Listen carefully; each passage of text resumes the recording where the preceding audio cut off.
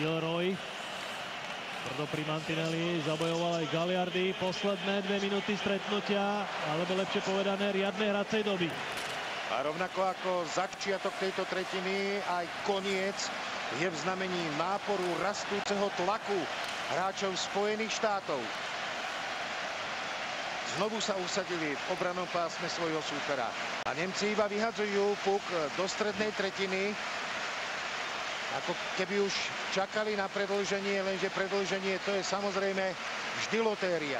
Uwe Krupp.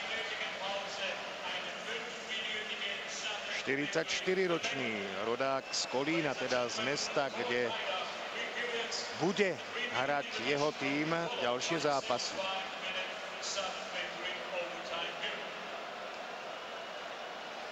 Po opustení puk Paulinho.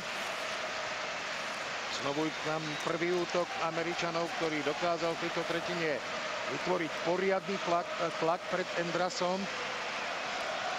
Dubinsky s zadovkou pomedzi nohy. Jengl.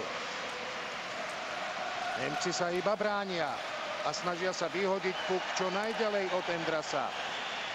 Gogula. Pre Američanov 6,9 sekundy streliť víťazný gól. Majú výraznú prevahu v závere tejto tretej časti. V jej priebehu dali jeden gól, ale ten víťazný zatiaľ nie.